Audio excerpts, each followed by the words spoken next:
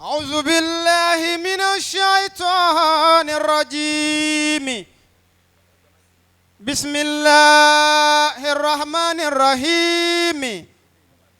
أونك يا معين وبه نستعين. أعوذ بالله من الشيطان الرجيم. بسم الله الرحمن الرحيم.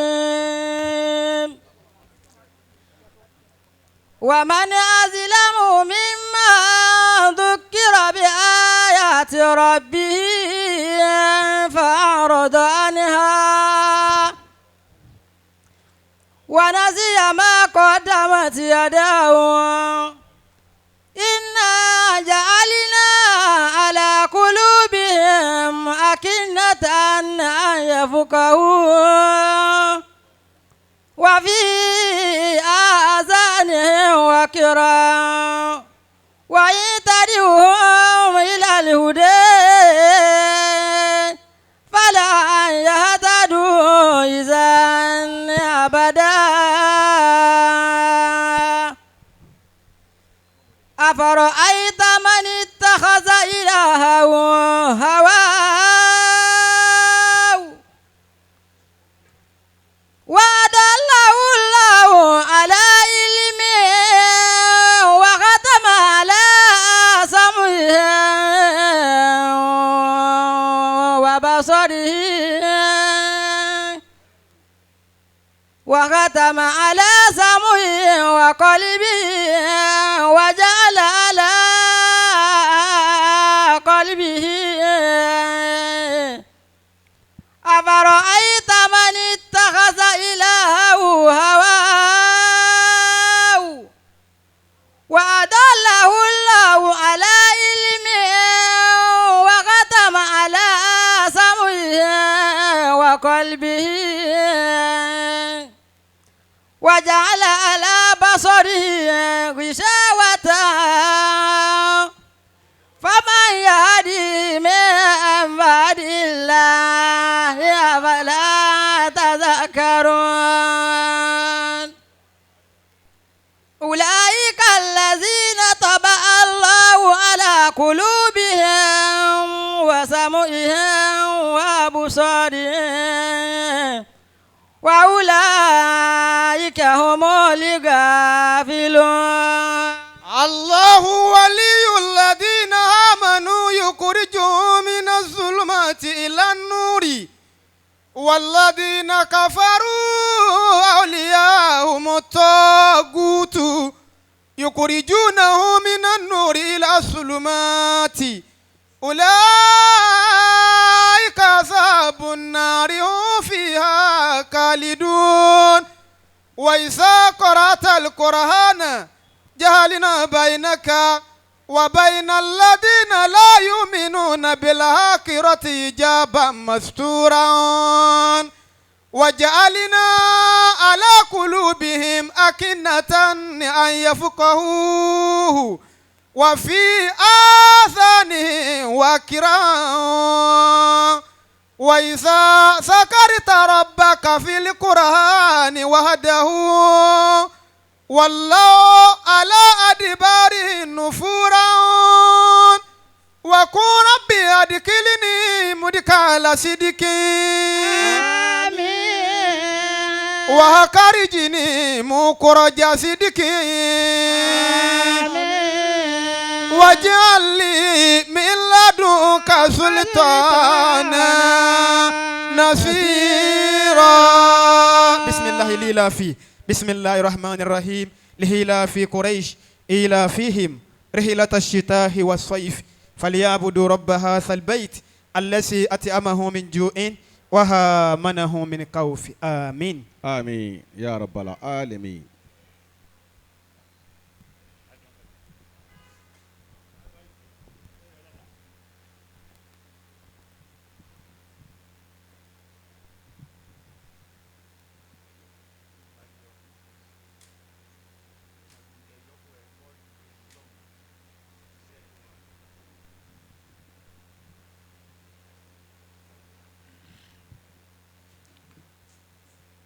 أعوذ بالله من الشيطان الرجيم بسم الله الرحمن الرحيم الحمد لله رب العالمين الرحمن الرحيم مالك يوم الدين إياك نعبد وإياك نستعين اهدنا الصراط المستقيم صراط الذين أنعمت عليهم من النبيين والصديقين والشهداء والصالحين وحسن أولئك رفيقا غير المغضوب عليهم ولا الضالين.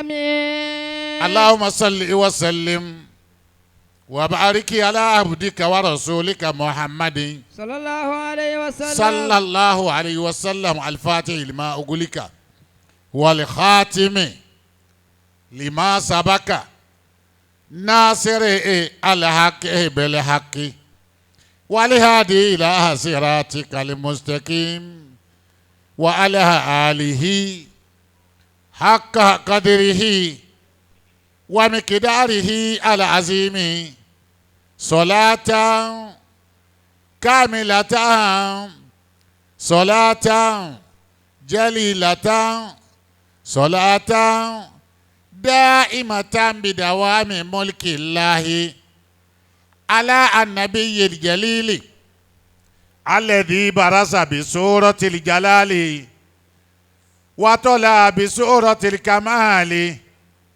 وظهر بسورة الجمال وفاز بنيل السؤال من رب الجليل كل من عليه يفاني ويبقى وجه ربك ذو الجلال والإكرام عدد كل من برز وطلع وظهر بسورته وما هوت عليه وعليها ذو الجلال والإكرام وعلى أهله حق قدره ومقداره العظيم.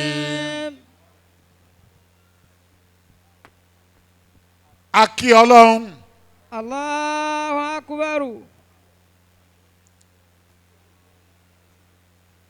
Ọba tí ò ṣe é gbókọ ẹnìkan fún tẹnìkan náà ò lè bá a jókòó rẹ̀ àfúnfúnra rẹ̀. Allah. Gèdègúdú tí dàbí òwú. Ọba tí ò ṣe é ṣẹ́jú sí.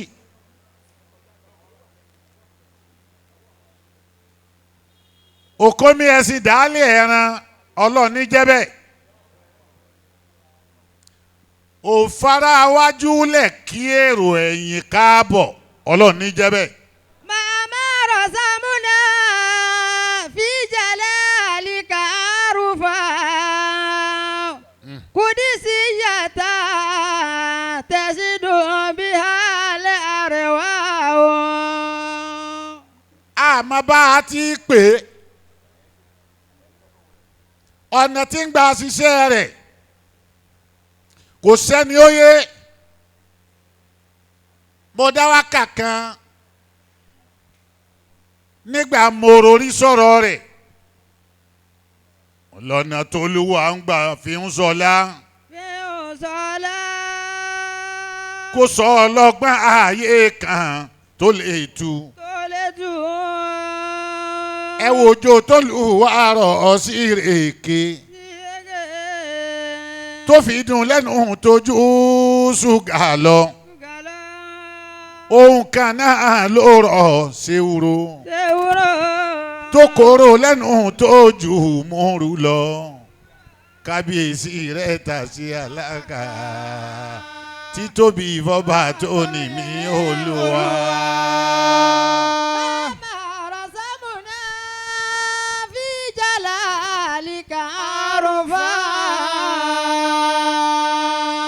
Àfi ká ròyìn ẹ̀ díẹ̀ ká dákẹ́. قدسية تزيد بها الأرواح قدسية تزيد بها الأرواح.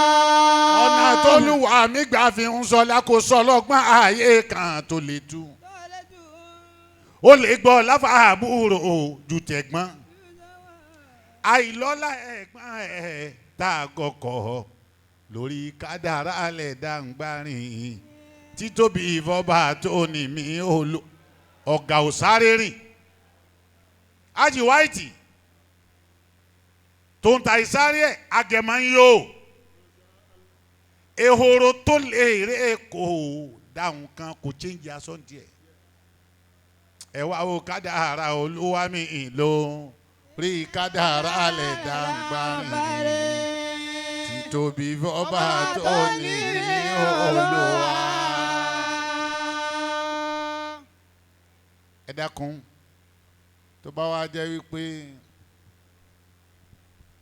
ìwọ ànábì Allahu alayhi wa tí sallam. ó ṣe fún ọ ni pé tí wọ́n bá ti ń dákọ̀ mi wọ́n máa dákọ̀ rẹ wàrà fáná lákàdé kíráka ẹni bẹ́ẹ̀ náà ló ti ṣiṣẹ́.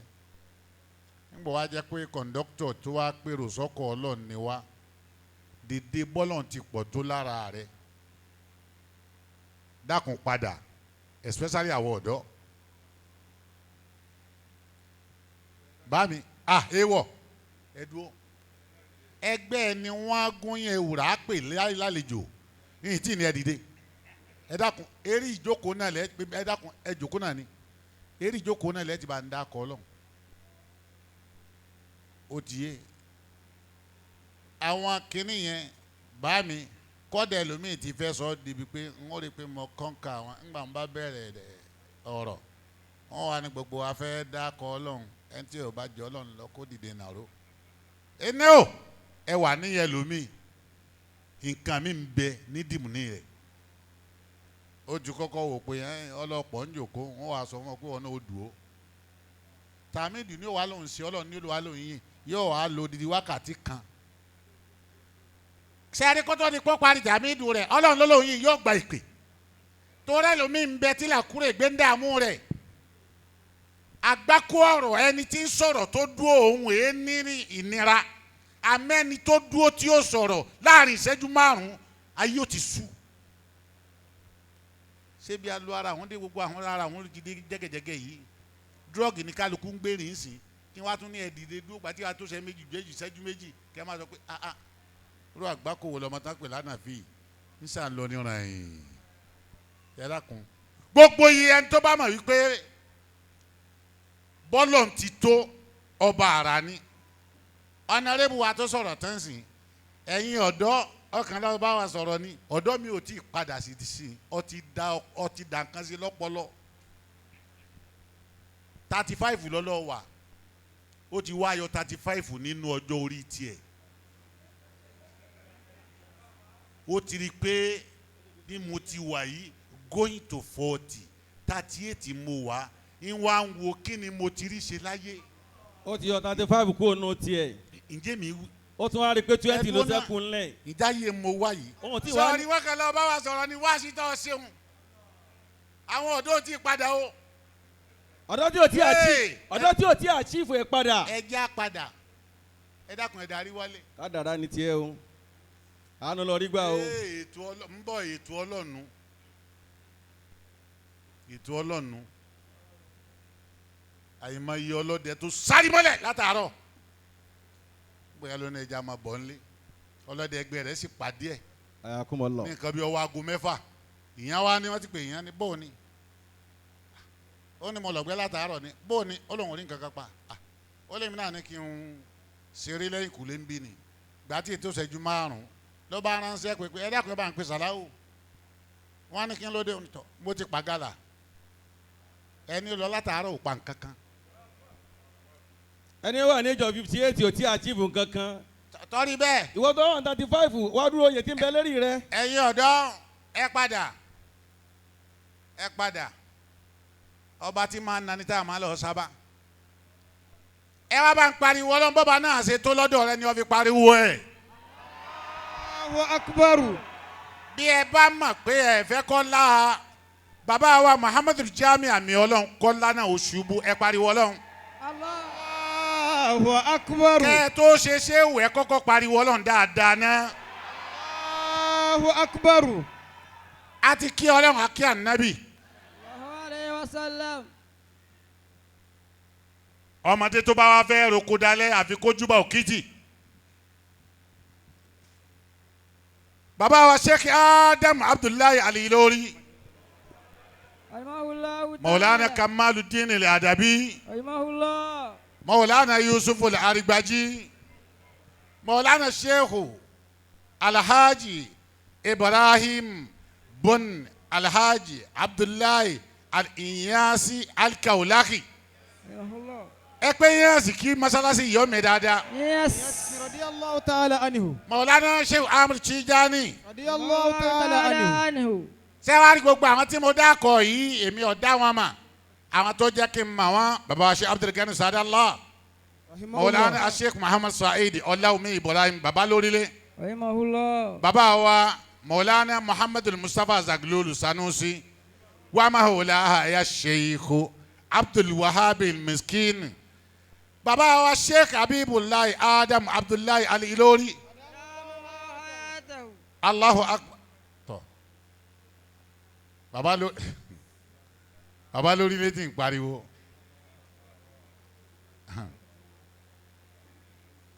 ọ̀sọ̀rọ̀ kẹlẹ́ bójú wo gbẹ́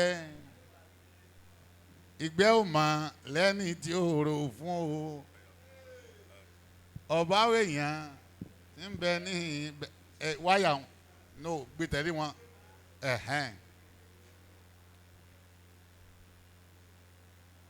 àwọn tó jẹ́ kí ẹ dákun ẹ bá ń pe ṣéwù ẹ dákun ẹ bá ń wí dáadáa àwọn tó jẹ́ ká mọ Ọlọ́run ìlàdá kọ́ni mo wá kí bàbá wa àgbà níbi ohun gbogbo àgbà níbi ká jagun ẹ̀sìn ká má bógun lọ àgbà níbi ọjọ́ orí àgbà níbi àlàáfíà kódà wọ́n tún ṣàgbà èmi rẹ̀ ń bí ẹyẹ ọ̀kan àmọ́ òní sọ yìí ń fún ọ bọ́ọ̀bà bú ọ̀rẹ́ rẹ̀ kọ́ ọ bu èwo ni Abdul Salami mo wọ́ ọ délé ń bọ́ nílé ìyàwó rẹ̀ tó ọ sún lópò mo bá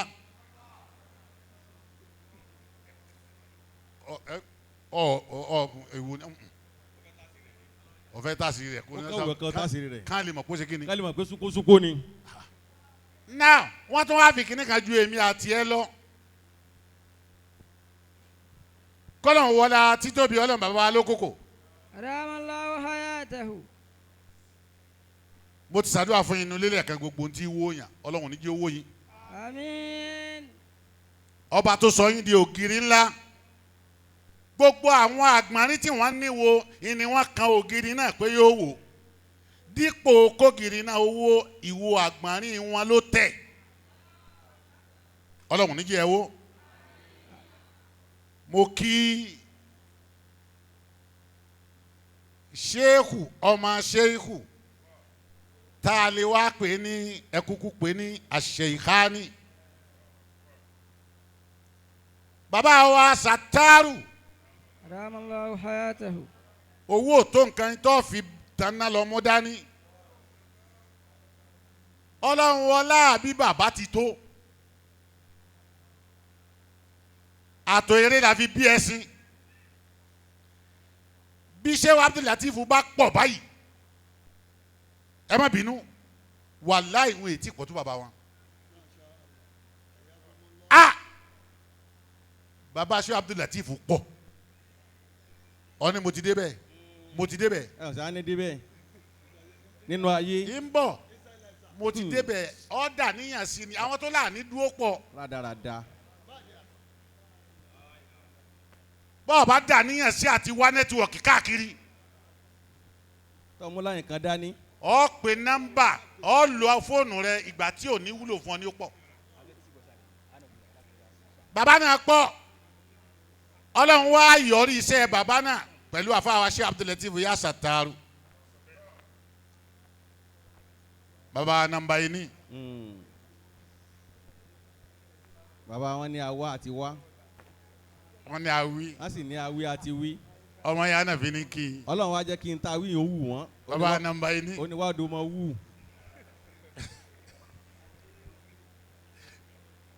akẹ́rọ̀kọ́ ńlá báàmì. bàbá wa nọ́mbà yìí ní Ami-Olohun Al-mubarak ni ẹ máa wọlé ẹ máa rọra. bàbá Ọláwùmí ni ẹ máa wọlé kẹ́ ẹ máa rọra. Ọláwùmí kí. bàbá Ọláwùmí wọ́n ní ẹ máa wọlé ẹ máa rọra. bàbá alókòkò ni ẹ máa wọlé ẹ máa rọra. Mọ́lánà Sheikh Abdul-Latif Yasatar wọ́n ní kẹ́ ẹ máa wọlé kẹ́ ẹ máa rọra. wọ́n ní kẹ́ ẹ máa bọ̀. ẹ dákun fún bàbá nọ́mbà yìí ní lọ́nà. bàbá wọ́ọ̀fù àti àwa wọ́n ní àwa àti wá. wọ́ọ̀ kẹsìrọ̀ wí wọ́n ní àwí àti ti wí. wá odò mọ wù kọ́lọ̀ wá jẹ́ níta wí ó wù wọ́n.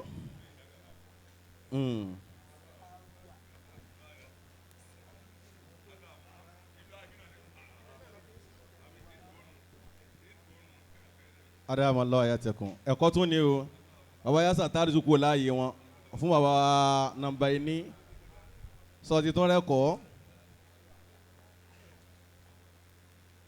mo kí bàbá wa nọ́mbà yìí ní. ahlan wa sahlan wa marhaban bikum. mo wá kí bàbá Alejigbo. ṣé oṣù Nurayni. adamallahu ayatakum. ọlọ́run wọlé àbí bọ́ládé ọ̀la náà ò ní bàjẹ́. Àmín. mo kí bàbá wa lẹ́gbẹ̀ẹ́ wọn. mo tún kí bàbá wa lọ́hùn. mo wá kí gbogbo àwọn àgbàlagbà tí wọ́n ń bẹ níwájú tẹ̀ sí lẹ́yìn. ọlọ́run jẹ́ arẹ́ mi yín pẹ́.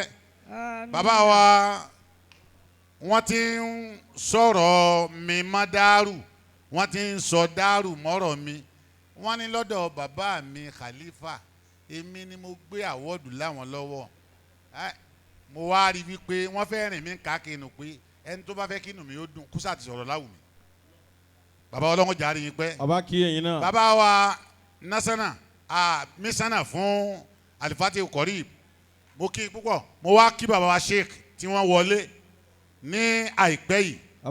bàbá agboola. ọlọ́run jàre yín pẹ́ bàbá mi Sheikh Musa Yaya Agboola ẹ̀rí kan. Adamallahu hayatahu. tó mo wá fi tọ̀wọ̀tọ̀wọ̀ àti ìgbà ẹ̀kọ́ lọ́dọ̀ ẹ̀yin àgbàlagbà tí mo ti kí bàbá wa níwò ẹ̀kọ́ tí mo kọ́ lọ́dọ̀ yín tó rà àfa mi ni bàbá wa Mustapha Saglulu Ìwó ni tí n bá ti wá rí ara àwo èèwọ̀. tẹ bá ti rárá Ọ̀ṣun. ara Ọ̀ṣun. Ìwó má kí irun tẹ bá ti rí wọn. pàtàkì jùlọ Ìwó gbọ́dọ̀ kí wọ́n ṣá ẹ̀kọ́ tí mo wá gbà lọ́dọ̀ yín ni mo wá fi kí bàbá wa Láwùmí. Adamallahu hayatahu. àwọn òkéwù májèkùn rẹ̀ ó kanlẹ̀ fáfá rẹ̀ agànàkùn ńlá o. àwọn ọmọ kúnlẹ̀ fáfá wa. Ọlọ́run jẹ́ àárín yín pẹ́. ọmọ tí òkè ojú bá ṣe kúnlẹ̀ fún mi náà ó jẹ́ yálà yáyà. Ọlọ́run jẹ́ àárín yín pẹ́. mo fi ti yín mo kí bàbá wa Sẹ́míù White Ọlọ́run tó tẹ́ ní àmàlẹ̀ náà kò ní pa. Àmín. àfa wa Rọ́ìdù ẹ rí i pé wàá bá mi láìpẹ́ yìí.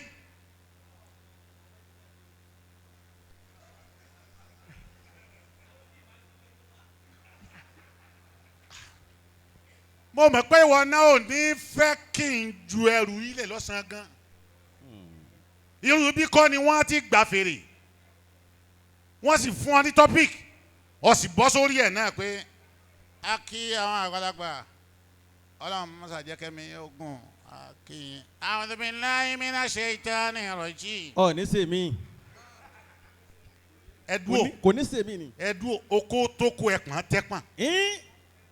àmọ́ kan ṣe kí ni. a lè torí pé bàbá ẹni sùúrù tí ò bá ṣe ìjókòó tó rí bó ṣe rí ṣé èmi gbọ́dọ̀ wà ń bí Kọ́láwùmí wà ń bẹ̀ wọ́n. Allah. àmọ́ kí n fi deliver ọ̀rọ̀ tán ni bí n bá ti deliver ọ̀rọ̀ tán ẹ̀ padà bì. tọ́ra wo mọ̀ lọlé. àmọ́ gbà tẹ́ ẹ dé kí n ṣe kí ni sẹ́rí gbogbo okùn tí wọ́n kó kọ́ mi lọ́rùn yìí bí ìgbà tí rànkúmi fẹ́ gbẹ̀sìn tí wọ́n fẹ́ gun rànkúmi àtàwọn kíní tí wọ́n ní kó ranjú mọ́ tùnà àṣírí ayé sì ni wọ́n ń wò yẹn lábúrò dùn sí kó mọ́ wá dàbí pé mo dè tó wọn rú ìní ó fi sọ tí wọ́n sọ ń bí ẹ wàá bọ́ síbi èmi ò jòkó mbẹ̀. bàbá wa Rọ́ìdù ọmọ bí wọ́n ṣe ń dọ́gbọ́n rẹ̀ ní ń lọ fi tẹ́lọ́dọ̀ àwọn àgbàlagbà sẹ́ẹ̀rì tá a bá ti yọkú ń bẹ̀ wípé àjọ tóra wa ọmọ mi bẹ̀rẹ̀ ayé ó kàn bẹ̀rẹ̀ ẹ̀ díẹ̀ ó ti ṣèjọba kọjá ọdún 10 ó sì ń béèrè lọ́wọ́ àwọn tí ń bájọba bọ̀ látọgbọ̀n ọdún ó ní ẹni sùúrù ó kọ̀ọ̀kan lèmi yín jẹ́ ọmọdé rẹ̀ wo ẹyẹlé ó wo sùsùn ó lé ẹyẹ yìí ó sì fáyìn orí rẹ̀ ṣe tó ń bolo bọ́lọ̀ ń bá ní kí n dàgbà Jamiu ó ní bọ́lọ̀ ń bá ní dàgbà tí ó bá máa jẹun orí rẹ̀ yìí ni ó máa jẹ. ó dáa.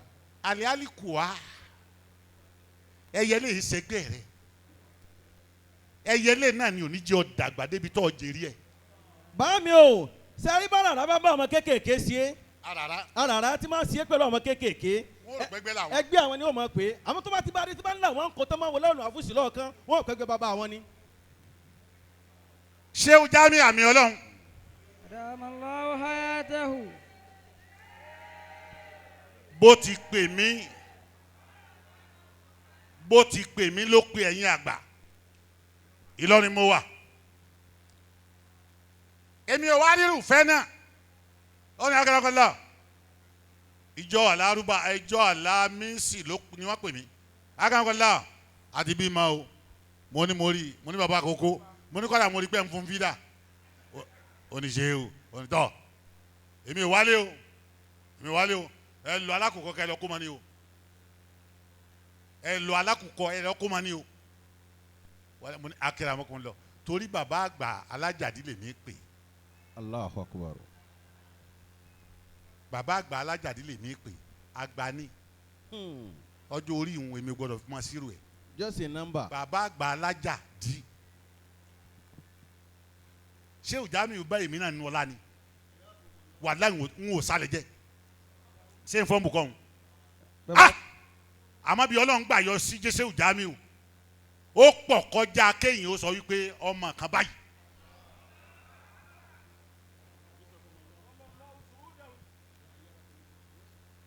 afáwarọ idu ọní ṣe tàmídù wọ́n ṣe tàmídù à ń dúpẹ́ náà ni ìyá wa tó wà lọ́wọ́ bànújẹ́ ńlá òun nìyá tó bí Jamiu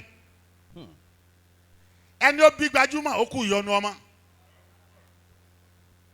gbogbo ọjọ́ tí ìyá náà bá jí lóru dèdè ìgbà tí ń gbádùn oorun lọ tó bá wò pé Ọlọ́run o báwo lẹ́lẹ́yẹ mi ò ṣe ní ṣáájú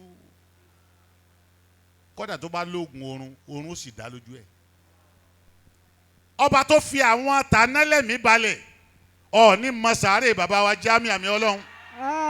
Àmín. ọlá Muhammad Rasulullah. Sallallahu alayhi wa sallam. ọ̀nàrẹ́bù wa bàbá ẹgbẹ́ fún gbogbo àwọn ẹgbẹ́ aláyànfẹ́ Pasuma ó fi ọmọdé bẹ̀rẹ̀ ọlá wọn ò ní wà ọtí lórí ipò náà. Àmín. ó sì ní síwí gbogbo ẹni ó bá fẹ́ káyè tó náà dábàá ń sámi dáadáa. àmín. mo kí gbogbo ẹ̀yin àgbàlagbà tàmídù àfàwà rọ́ìdù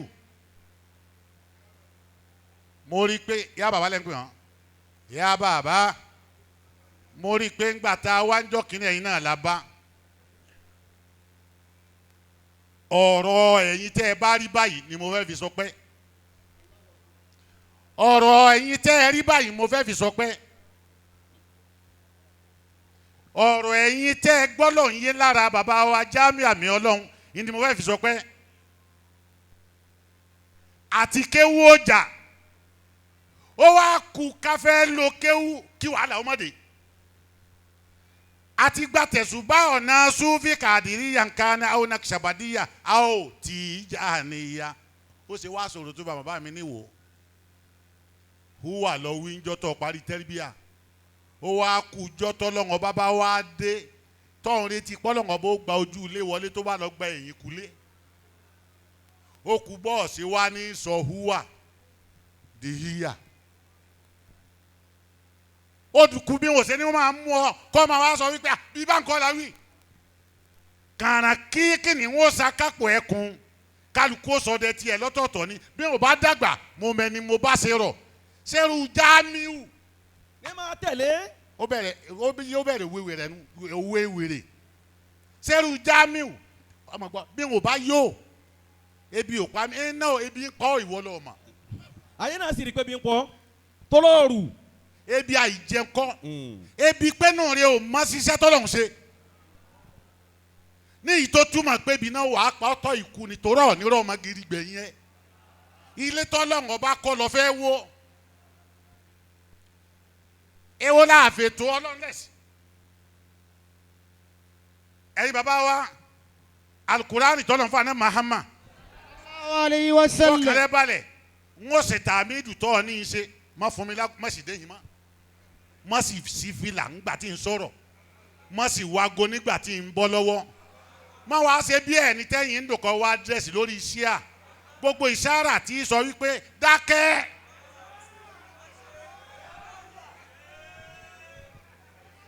tilika rusulu. tó bá ti wá rí i pé n tí ò bá jọ n tó wà nílẹ̀ yìí ní sọ sígínà sí mi pé ẹ̀ ń pa lọ́ọ̀ ọlá tó lọ ń ṣe fún ilẹ̀ fi ń fọ́n bu àmọ́ tí ò bá ti jáde lábẹ́ tàmídù tí ò bá ti jáde lábẹ́ bọ́lọ̀ ti pọ̀ tó ti fi ṣe nǹkan rẹ̀ wọ́n dààmú mi. tilika rusulu. ọ rí i pé akọ́kọ́ kó mọ lákọ̀ọ́kọ́ rọ́pọ̀ pọ̀ ní àmì Ọlọ́run ṣe. tilika rusulu. àmẹ́lẹ̀ yìí tó ṣe yìí. tilika rusulu. bọ́jà bá tú tán pàtẹ́pàtẹ́ ní ikú. tilika rusulu. irọ́ o mo sà wọn tí mo sà lẹ́sà. fadolina ba'dahum ala ba'din. níjọ́ tí wọ́n wá gbé ọmọ tá a kó lákọ̀ọ́kọ́ ni bàbá mi náà bẹ́ẹ̀ ni mo wá wà lè ké wọn bá ní Sheikh Jamiu Ami-Olohun àṣàlẹ̀. ṣe rí ẹnu bọ́lọ̀ ti pọ̀ tó lára Sheikh Jamiu Ami-Olohun yìí sì mọ̀gbà tí mi dé sàlẹ̀ látòrí òkè mọ́sálásí mi láì wọ bàtà. ó wà ní arákùnrin mo màmá mi pè yín ni ta ló bá wá mo màmá mi pè yín ni mo ti gbé dáyé wá àdúrà tẹ́ ẹ ṣe níta ẹ wá ṣe nínú ilé àwọn àti ìyàwó wọn jọ wá wọ́n wá kà wọ́n ní wọ́n ti pè wọ́n ní mo wá dọ̀ yín ó sì níye bí wọ́n lọ. afẹ́ràn ìlànà ọ̀nà mọ́ jóná lé tọ́ba jóná kò sí ní tàbí irú rẹ̀ ṣe. kádùpẹ́ lọ́wọ́ ẹni tó wo ni tó yín mú èèyàn ní owó bí a wà. olówó má jà kòtò má jà gégélé. Sheikh Jamiu. èyí táwọn bá lẹ́nu owó tilika ẹ̀ ní o. rusulu. ń bọ̀ ṣé ń jọ́nà tó wá wá ṣé mo gbadúrà lọ́wọ́ rẹ ni. yọrọ o. fadolina ba'dahum ala ba'din. bàbá mi Ọláwùmí àfáà ayá sàtárù tilika rusulu wọ́n bá ti díjà lẹ̀. fadolina ba'dahum ala ba'din. tí lukumanu ekú ò láyé anabi lukumanu. wàá sí kọ́lá lukumanu. libunihi ya bunayya. ẹ gbọ́ lè kọ́ mi hiri. tọ́ ikú ò láyé ọ̀ ní ríjọ́ tó darí ọ̀ máa darí ọmọ rẹ nìkan ni. nìkan kò ní sí lè kọ́ mi hí. fadolina ba'dahum ala ba'din. Allahu akbar. àwọn ànábì Ọlọ́run ṣe bẹ́ẹ̀ rí bẹ́ẹ̀ tí lọ́lọ́run wí fàdọ́nà bá dọ̀hún àlàbádín irú rẹ̀ ló wá ṣẹlẹ̀ bámi ló kókò súlíkọ̀rì náà ní bàbá nàmbá yín ní wọ́n ní súlíkọ̀rì náà ní pé ọlá yìí pọ̀ ìdẹ̀kùn yìí pọ̀ kò yẹ ká kú ò nídìí ọlá bó ṣe tó yìí súlíkọ̀rì náà tẹ́ sọ náà ni. wọ́n ní máa wọlé ayat òun fẹ́ dà bọ́lọ́hún ti dà ọlọ́hun ò kú òun ò fẹ́ kú ọlọ́hun ò tí òun ò fẹ́ tí òun fẹ́ di igbákejì ọlọ́hun tàbí kò tọ́lọ́hun. wọ́n wá lórí ìrìn àjò rẹ̀ báàmì Ọláwùmí ìrìn àjò tí wọ́n ń lọ nínú àwọn ọmọ ogun ẹ̀ Khidiru wà ń bẹ̀ àwọn ọmọ ogun lọ kánrin bẹ́ẹ̀ ń bọ̀ àwọn ọmọ ogun lọ kánrin bẹ́ẹ̀ Khidiru wà nù wọn ó wá di pé Zulikọ̀rì náà ní débì kan àwa ní Zulikọ̀rì náà ní kí ló ń wá kí ó ní àní ò fẹ́ kú ó fẹ́ kú ó rẹ̀ ọ́ ni ó ní kó rẹ̀ hùn àní ò fẹ́ fọlá yìí lẹ̀ bó o lọ fẹ́ tó ó ní mo fẹ́ tó bọ́lọ̀ ṣe tó àwa ní ó dé tí odò ọ̀rọ̀ rẹ̀ yẹ ọ̀rọ̀ orí kìíní kan tó tún rí bá mi wọ́n ló wá dé láàrin àwọn méjèèjì ni wọ́n ní wọ́n wá fún un ní kìíní kan. gbégbà gba òkúta kékeré kò ju àtàǹpàkò lọ ọ̀yà máa mú lọ. bàbá làbúrí kárí ní ìdílé ìdílé kárí ń dákàlẹ̀ náà ìlú mọ́. ọ̀yà máa lọ kúta yìí lọlé bàbá lọ kúta náà délé ìtumọ̀ rẹ̀ àwọn àfọ́à ti ń bẹ lọ́dọ̀ rẹ̀ ni wọ́n yanjú ẹ̀ ń bọ̀. adé kótó kò mbẹ ẹni náà sọ fún mi pé tí wọ́n bá délé gbé òkúta yìí kọ́ wá skéèlì tí wọ́n máa fi wọ̀n kan gbé òkúta yìí sí kápá ọ̀kan kọ́ wá gbé òkúta mi sí kápá kejì tó bá jẹ́ wípé èyí tó o gbé sí ọba lè tẹ̀wọ̀n. èyí tí mo fún ọ yìí lọ. èyí tí mo fún ọ yìí lọ. nǹkan wú àwọn.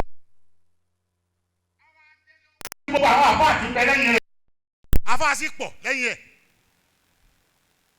sórí kọ̀ọ̀dù náà ní bàbá mi nàmbá yìí ní wọ́n ló gbé fáwọn àfáà wọ́n bá fòkúta sẹ́gbẹ́ kínní wọ́n fi èyí tí wọ́n fún un níbi ó ti rí wọ́n fi sẹ́gbẹ́ kejì tó ń ti bẹ́ẹ̀ náà èyí tí wọ́n fún un ní ìrètí yóò ẹ tún lọ wá sí i wọ́n ní wọ́n tún mọ́kúta mi irú ẹ̀ wọ́n tún fi sí wọ́n ní ọ̀rọ̀ kìí ṣe déédéé wọ́n tún mú mi wọ́n tún fi sí wọ́n ní ọ̀rọ̀ kìí ṣe déédéé wọ́n mú mi wọ́n fi sí wọ́n tún ní ọ̀rọ̀ kìí ṣe déédéé ó wá edi pé wọ́n sa òkúta 1000 tó ń ti bẹ́ẹ̀ náà 1000 ò tẹ̀ wọ́n tó yìí tí wọ́n fún sùkọ̀ lẹ́yìn tọ́wọ́ wa rí bẹ́ẹ̀ ajásàlẹ̀ ulama gbogbo wọn ká gàrà pátá bá mi nàbà yín ní wọ́n ní sóríkọ̀tì náà ní wá ní pé kídírù ṣé báàrin wọn ń bì lọ́wọ́ ọ̀fọ́ lẹ́ràn ni ọ̀hún wò mìíràn ni lọ́ba ní kídírù. hali haza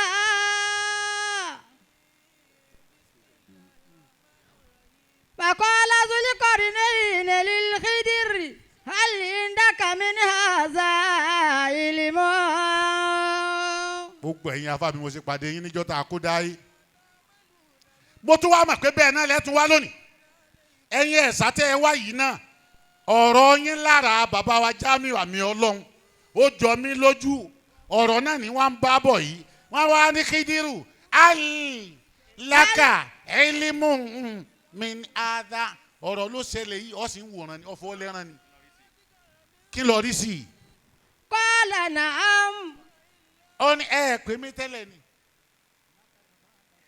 ẹ pè mí intanet bá sì pè yẹn sí yẹn dá sí i. ó ní sọ̀rọ̀ òkúta tó dàrú máa wà fáà lọ́wọ́ ẹ lẹ́fẹ̀ẹ́ yanjú tó bá rí bẹ́ẹ̀ náà ẹ dá mi dá. fàkásàlì mizana bìyẹ́dì. ló bá gbé mizana bìyẹ́dì ó bá gbé sókè òṣùwọ̀n ìgbé sókè pẹ̀lú ọwọ́ rẹ̀ bó ṣe gbé. túmọ̀ àkásàlì hajarọ̀ lẹ́sí jábì zulikọ̀rìnẹ́. ó ní bàbá wa ọba òkúta tí wọ́n fún yẹn wájà ó bá gbé sí ètì kìíní má bọ̀. fàdà àwùfi ìdàlìkà fàtẹ́yìnì. ó gbé sí ibi ẹgbẹ́ kan. túmọ̀ àkásà àjàrà mi tìlíkàlẹ̀ àjàrì mẹ́sìláhù. ṣé ẹ wá rí òkúta 1000 táwọn àfa àti bísà jọ tí ó bálánsì ó wá mẹ́yọ ọ̀kan péré mbẹ́ ó fi sẹ́gbẹ̀ẹ́ yìí.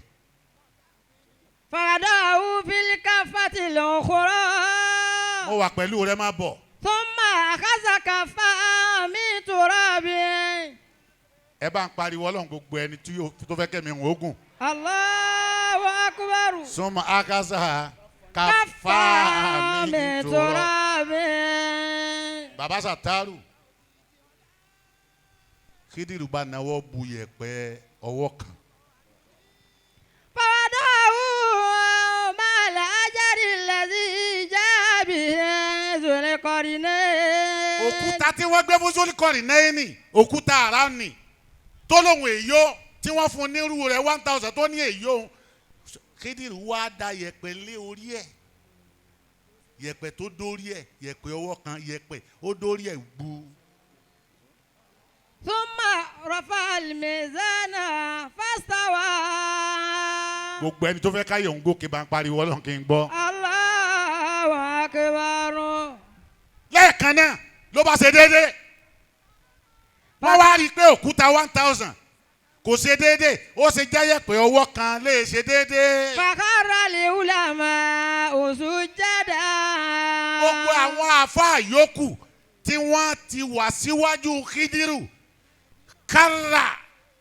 kárù sùjádà wọ́n ní lóòótọ́ àáfàá nìwọ náà àáfàá làwa náà àmọ́ tó tó Ọlọ́run lára rẹ̀. وقالوا سبحان الله.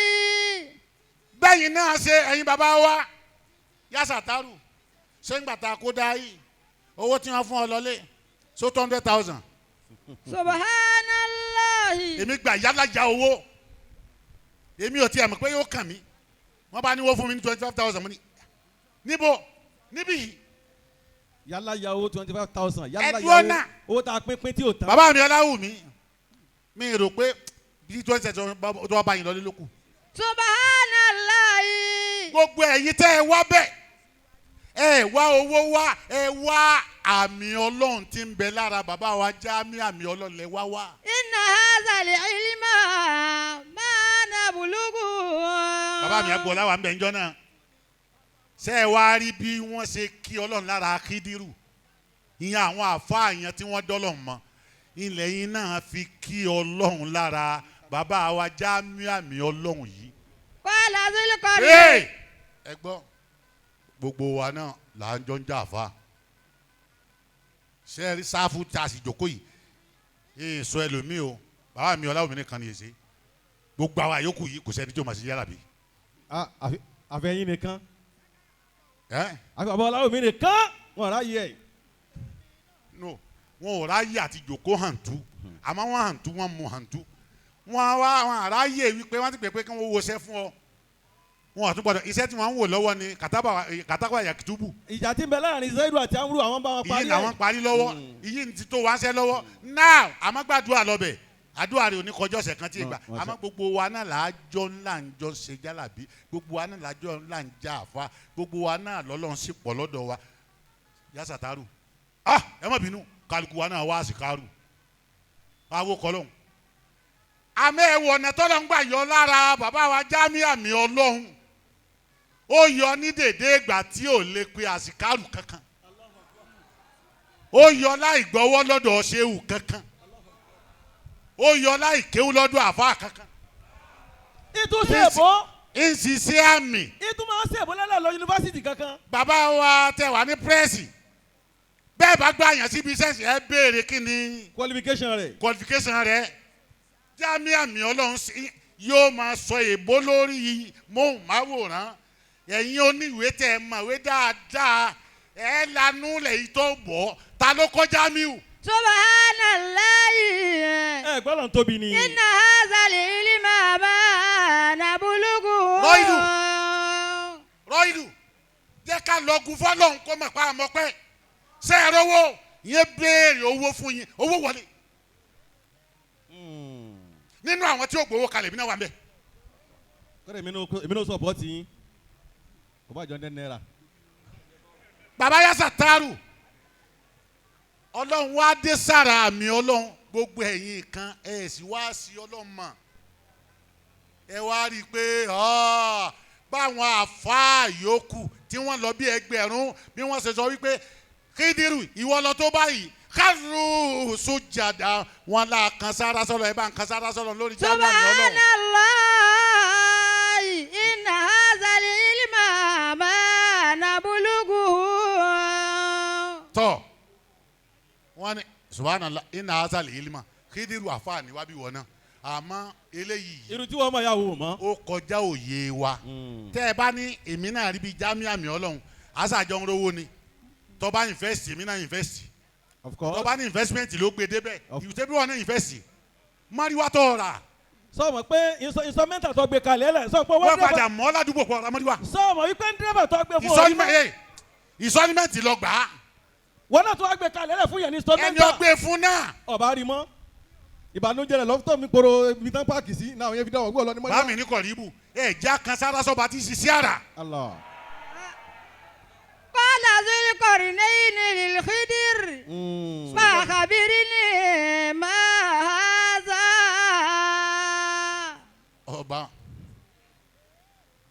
ọba wa ní sórúkọ ní kídírù.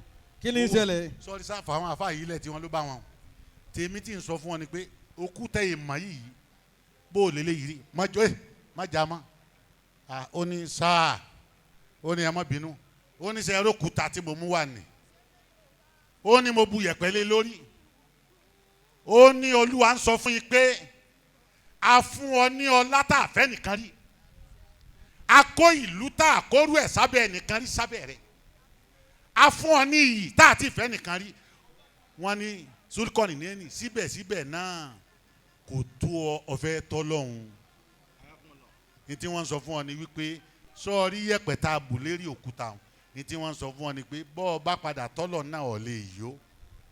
yẹ̀pẹ̀ tá a bù sórí òkúta ó di kígbà tá a bu yẹ̀pẹ̀ sí ó balance ó dijọ́ tí wọ́n bá kì ọ́ bọnú sàárè tí wọ́n wọn yẹ̀pẹ̀ lé ọ lérí kọ́ tó yó. Akumallah. Baba Jamiu Ami-Olohun wa ní kínkín ọpẹ́nu dúó rọ́ìdù ṣé wọ́n gẹ́ ń wò sẹ́ni ó ṣe jẹ́ pé mòdù tí mo dá níyàn rẹ̀ lọ ní í ṣe abẹ́ sọ fún mi láti lé tẹ́lẹ̀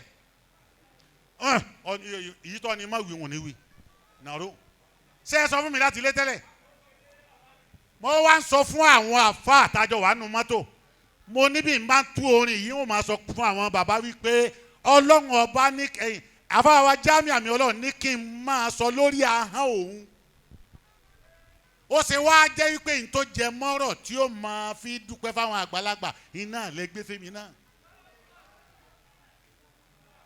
ó ní. lalamuru amuri wala tadibiru tadibiri. Masha Allah. wala shunu lati tajiri bitakidiri. wala shunu lati tajiri bitakidiri. mala tonto ń gbọ́. lalamuru amuri.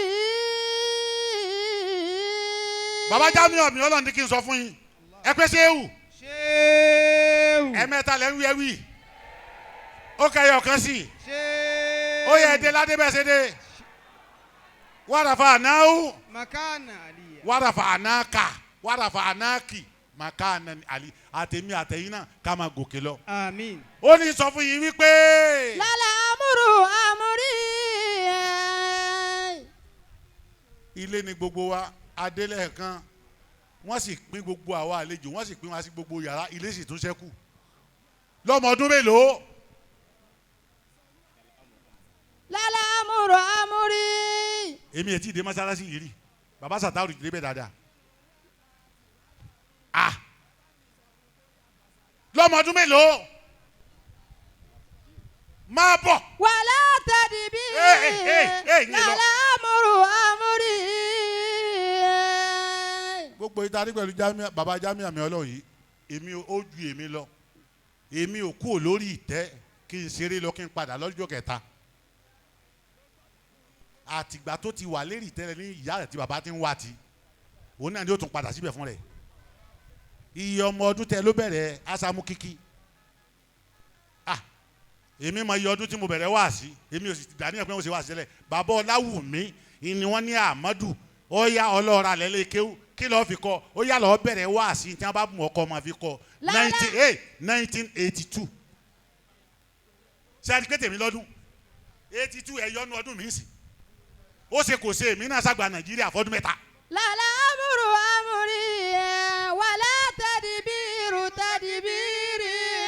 ṣé àdìpẹ́ mi ti dàgbà lálẹ́ amúrí Jamiu Ami-Olohun ní kí n sọ fún yìí pé òun náà kàn di òun bá bẹ́ẹ̀ ni látẹ̀lẹ́wọ́ òun.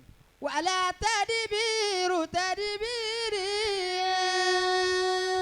ṣe rí gbogbo ọ̀rọ̀ mi bí ṣe ń lọ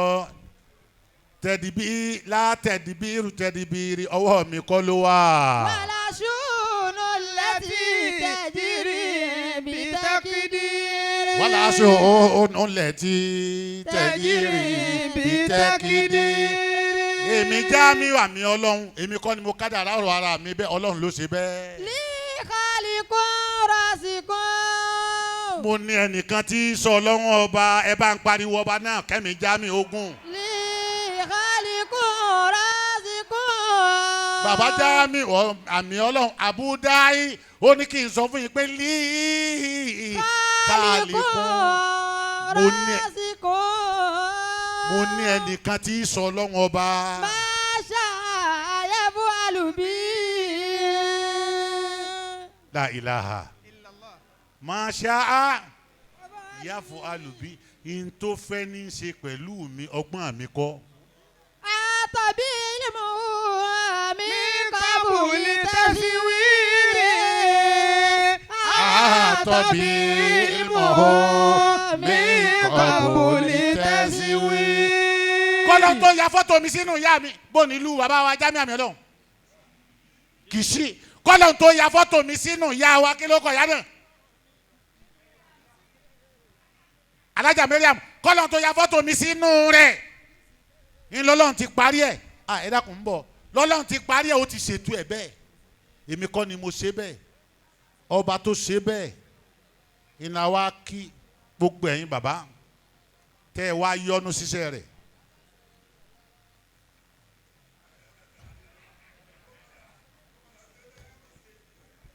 kìí ṣe pé ọlọ́ mú táìmù. rárá àfa ni.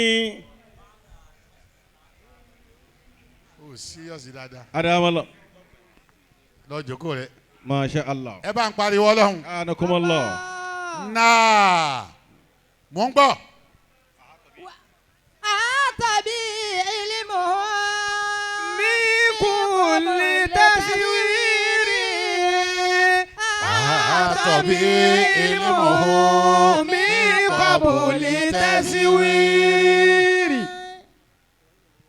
kẹrù tó wá sáyé lọ́lọ́ láti kọ́ ẹsẹ̀ yòówù kẹ́ẹ̀dá ó lè gbé nínú ọlá tàbí dàkejì ni kàtà bọ́bà tó ní kàdàrá òun ló lè máa láàfin àwà tó bá kú díẹ̀ ká gbàdúrà sísà tí a tó ní sánmà tó nílẹ̀ kó má fi wá dára tí yóò dára.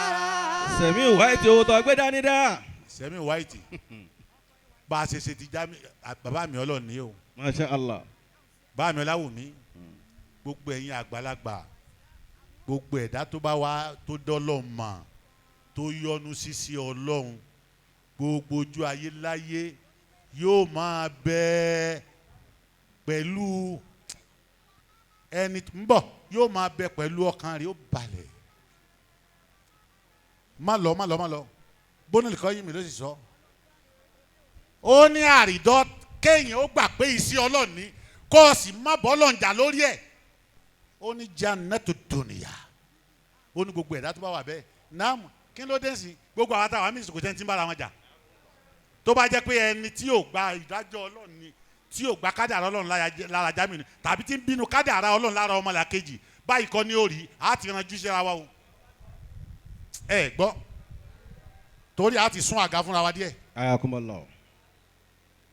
kọ́lọ̀ wọlé ní Muhammad. Allah wala nabi. ayọ́nu sí ntọ́lọ̀ ń ṣe fún baba wa Muhammad Jamiu. ayọ́nu sí ntọ́lọ̀ ń ṣe fún baba Muhammad Jamiu.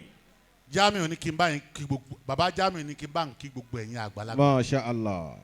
wọ́n ní kí baba lókòkò wọ́n ní kí baba nàmbá yín ní wọ́n ní dúpẹ́ fún sẹ́yìn àṣàtàrò wọ́n ní kí baba ní Èjìgbò wọ́n ní kí baba lẹ́gbẹ̀ẹ́ wọn wọ́n ní kí baba lọ́hùn ṣé Jamiu àmì Ọlọ́hun wọ́n ní kí baba wọ́n tún ní kí baba wọ́n ní kí baba wa gbọ́lá wọ́n wá ní kí baba mi àfa mi mọ́wòláyà Sheikh Muhammad Saheed Ọláwùmí Ibrahim baba wa almudir wọ́n wá ní kí baba wa wò wọ́n ní kí baba wa àgbàlagbà tí ò ṣe bínú dà wọ́n wá ní kí Jagunlabi tí wọ́n bá ń pè yẹn jomi jòkè Semi White àwọn jomi jòkè ní bọ́ọ̀bá lọ wẹ́nu bọ́ọ̀bá ní ti láyìn tàlàfà àdé ni dáadáa Semi White kò sí gbogbo àyè àmọ́jàlábí ṣe tó bó ṣe wà tọ́ba tún wá ní ọ̀nà owó yìí ni Ọlọ́run ni ó mọ̀ Ọlọ́run tún wá ṣe ń gbajúmọ̀ njọ wọn ti bí baba Semi White àwọn èèyàn ti mọ̀ ọ́ láì tí mọ̀ ọ́ ètò Ọlọ́run ni ọgbọ́n kọ́ ẹlòmínà fẹ́ ṣe bẹ́ẹ̀ ó yíwọ́ baba Jamiu Ami-Olohun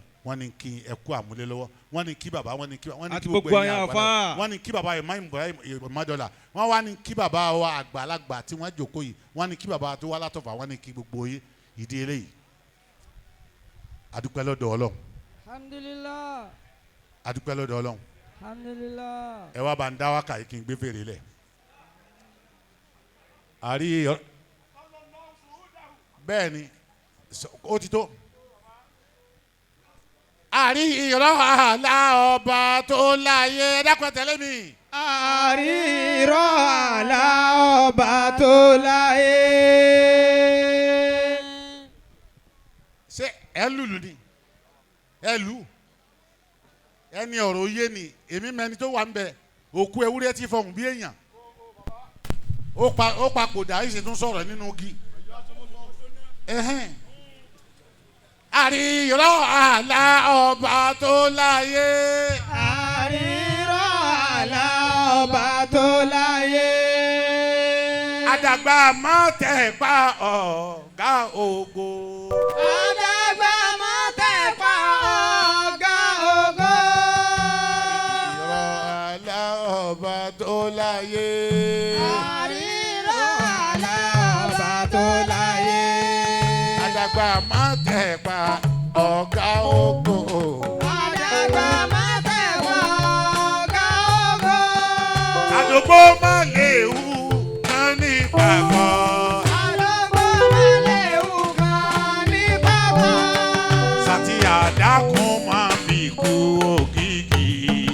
àti àdàkùn má fi kú ògìgì. Àmì Ọlọ́run abẹ́ Olúwa. àmì Ọlọ́run abẹ́ Olúwa. àrí irọ́ àlá ọba tó láyé. àrí irọ́ àlá ọba tó láyé. àdàgbà má tẹ̀ pa ọ̀gá ògo. àdàgbà má tẹ̀ pa ọ̀gá ògo. àdògbò má léwu kan ní pàgọ́. àdògbò má léwu kan ní pàgọ́. àdògbò má léwu kan ní pàgọ́. àdògbò má léwu kan ní pàgọ́. sáàtì àdákùn má fi kú ògìgì. àti àdàkùn má fi kú ògìgì. Àmì Ọlọ́run abẹ̀rẹ̀ Olúwa. àmì Ọlọ́run abẹ́ Olúwa. Kálukú náà wá náwó síra rẹ̀ bẹ́ẹ̀. èèyàn sáni gọ̀ síra rẹ̀ títí kó má lè ṣàdúrà fúnra rẹ̀. gbogbo ẹ̀yin jàmá lẹ́yìn àbá wa bàbá Jamiu Ami-Olohun. àrí irọ́ àlá ọba tó láyé. àrírọ́ àlá ọba tó láyé. àdàgbà má tẹ̀ pa ọ̀gá ògo. àdàgbà má tẹ̀ pa ọ̀gá ògo. àdògbò má léwu kan ní pàgọ́. àdògbò má léwu kan ní pàgọ́. sàtì àdákùn má fi kú ògìgì. àti àdàkùn má fi kú ògìgì. sàtì àdákùn má fi kú ògìgì. àti àdàkùn má fi kú ògìgì. Àmì Ọlọ́run mo bẹ̀rẹ̀ Olúwa. àmì Ọlọ́run abẹ́ Olúwa. Ọlọ́run bá wa kẹ́lá omi àná. bá wa kẹ́lá omi àná.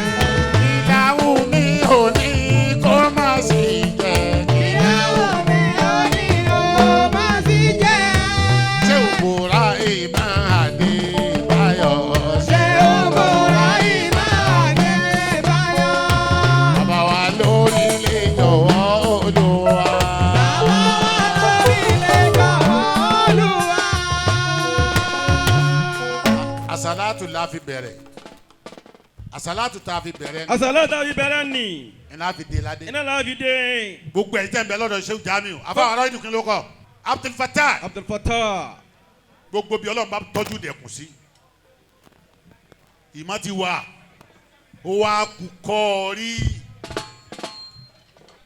ó kú kọ́ rí ọba arin tí gbé ni àmọ́ ìtọ́ ń ṣe nípa ìfimọ́ Ọlọ́run ẹ̀yin àtàfà yẹn lẹ́ ń já násì fún bàbá wa Jamiu Ami-Olohun àtàfà wa Amiru ọ̀kan tiẹ̀ wà dọ̀ Jagunlabi gbogbo yín bẹ́ẹ̀. ẹ̀rì tí yín náà ṣe nù ayé Àmín. ayé ò ní pín tí yín lè àmín. Àmín. omi kì í wọ́n títí kí wọ́n má rí tí wọ́n fi wé ọmọ tuntun bó ti wù kọ́ láwọn wọ́n tó ẹ̀rì tí yín àtẹ̀mí náà àmín àtẹ̀mí náà. kò sọ́gbọ́n tí aláboyún dá tilẹ̀ lè ò ní jẹ nínú ẹrùkún rẹ̀ kódà bó ṣẹ̀jẹ̀ ẹ̀rì tí yín ti nù ayé wala Muhammad Rasulullah sallallahu alayhi wa sallam. salatan taftahu lana biha abwaba rida wa taysiri àmín. وتغلق بها أن أبواب الشر والتعسير àmín àmín. وتكون لنا بها وليا ونصيرا àmín. أنت ولينا فنعم المولى ونعم النصير. كم أبرعت وسبا باللم سراعته وأطلقت أربا من ربقة الإمام من يعتصم بك يا خير الورى شرفا فالله حافظه من كل منتكم gbogbo ẹni ó wá ní òun ò wò Jamiu Ami-Olohun èmi àtẹ̀yin náà ẹ̀yin àgbàlagbà yìí ti jagun Àjàyí ṣé wàá làwọn kéékèèké yìí àwọn kan dúró lórí pé àwọn fẹ́ overthrow wa wọ́n á fẹ́ overthrow nípa pé ẹjẹ́ àdàjòkó ààrẹ Ọlọ́run o tó bá jẹ́ pé bí fèrè àwọn ènìyàn ṣe pọ̀ tó ló kà bó ṣe pọ̀ tó lágbára Musa ò pọ̀ ló ń kà kò pọ̀ lóògùn kò pọ̀ léèyàn ọ yẹyẹ fèrè àwọn náà fún Musa gbogbo ẹni olókùbí àgbègbè Ọlọ́run o Ọlọ́run o Allah. Allahumma shattiti shamlahum àmín. wa farriq jam'ahum àmín. wa abtil amalahum àmín. wa aqlil adadahum àmín. wa dammir aqibatahum ìyẹn náà ló lágbára jù. eh ìyẹn ló lágbára jù. bẹ́ẹ̀rù mọ́ ti sayyidina ó dín. fala yu'minuna hatta yarawul azabal alima masha Allah. wa makaru wa makara Allah wallahu khairul wallahu makirin. makirin Allahumma mazzik kulla mumazzik ayakumullah. waslub bi shadidi mahalika man yurid. man yuridu salbana واقلب بعظيم سلطانك كما يودي قلبنا ودمدم على ركن من يعود لنا ومزك بقوي بطسك كما يدفل لنا فلا تكلنا الى انفسنا في كلنا وجلنا يا ارحم الراحمين سبحان ربك رب العزة عما يصفون وسلام على المرسلين والحمد لله رب العالمين. Ya Rabbil Alamin. ẹ lákọjá gbé Ọlọ́run tóbi Allahu Akbar. ẹ tún pariwo Ọlọ́run lẹ́ẹ̀kan sí Allahu Akbar. akí bàbá wa Maulana Sheikh Ahmadul Hanafi Ọlọ́run masa ìjárí wọn pé Ọlọ́run jẹ́mi wọn ogun fún wa la hawla wala quwwata Illa illa billahi al-aliyyil azim. Tọ́ bí bàbá ti ń sọ̀kalẹ̀ yìí ẹjọ́ mọ́tò kan ń dí àwọn èèyàn lọ́wọ́ ń ta KJA 821 EU KJA wọ́n ti lọ gbé ẹ̀sìn tọ́ lábẹ́ bẹ́ẹ̀ nísìnyí akí Sheikh Al-Misri ahlan wa sahlan marhaban ẹ máa wọlé ẹ máa rẹ kó ayọ̀ ọmọ náà tọ́ mo kí bàbá wa àgbà bàbá wa nàmbé ní ọlọ́njẹ́mi yóò gùn fún wa ahlan wa sahlan marhaban mo wá kí bàbá wa àgbà Maulana Sheikh bàbá wa Sheikh Musa Yahya Agboola mo kí wọn mo kí bàbá wa tí wọ́n wọlé ọlọ́njẹ́kẹ́mi yóò gùn fún wa ọlá nàbí lọ́dọ̀ Ọlọ́run a kí yín bó ti yẹ ká kí bàbá bàbá rí bàbá tó yí pé bàbá náà lárí ọlọ́njẹ́mi yóò gùn mo kí bàbá wa lórílẹ̀ tí n bá rí wọn ẹ̀mí mi a máa sọ gàràrà pé ilé àwọn àgbàlagbà jókòó àwọn àgbàlagbà máa ń lágbá ọba tí ń bá yín gbé bọ̀ wá tẹ́ ẹ sì ń ṣe tẹ́ ẹ ń rí ṣe ọlọ́mọ padà lẹ́yìn yín bàbá ahlan wa sahlan marhaban bi fadilatikum tọ́ nísìnyí láti ọ̀dọ̀ Sheikh wa Jamiu Ami-Olohun